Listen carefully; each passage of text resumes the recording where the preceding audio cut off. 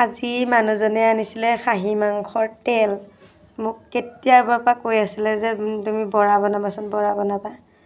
মই কৈছোঁ হ'ব আনিবা বনাম তাৰপিছত আনাৰ লগে লগে মোৰ মনটো মানে বনাবলৈ মন নগ'ল আৰু মই কৈছোঁ নালাগে এতিয়া নবনাওঁ মই খাইছোঁ মানে দুদিন খাইছোঁ তাকো বেলেগে বনোৱা খাইছোঁ মই নিজে বনোৱা নাই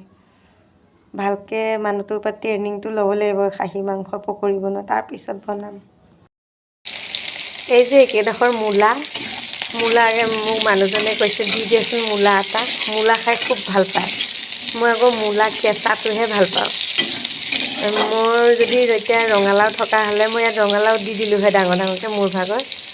কিন্তু মই মূলাটো তৰকাৰী ভাজি দালি দিয়া এইবিলাক মই নাখাওঁ খালি কেঁচাটো হ'লে খুব খাওঁ কেঁচা ৰঙা মূলাটো জ্বলা চলা নালাগে মই সেইটোৱে খাওঁ কিন্তু এই মানুহজনে কৈছে মূলা দিবলৈ কাৰণে তাৰ কাৰণে দিলোঁ আৰু মূলা এটা কাটি দিছোঁ মই এনেই ভাল নালাগে আৰু মই নিদিওঁ মূলা ওলকবিটো দিয়া যায় এই মাংসত কিন্তু মূলাটো ইমান হেৰি নহয় ব্ৰইলাৰ মাংসতহে ভাল লাগে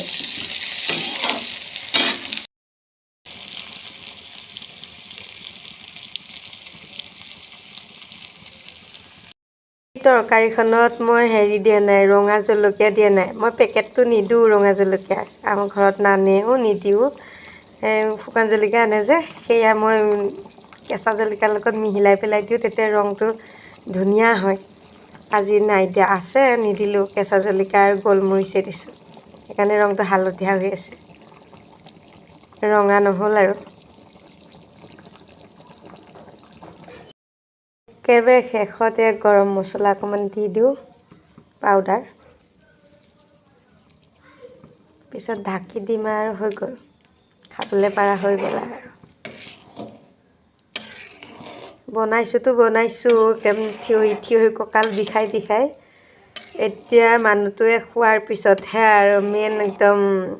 আচল ৰিজাল্টটো দিব ভাল হৈছে নে বেয়া হৈছে নে কিটো কম হৈছে কিটো বেছি হৈছে তাৰপিছতহে গম পাম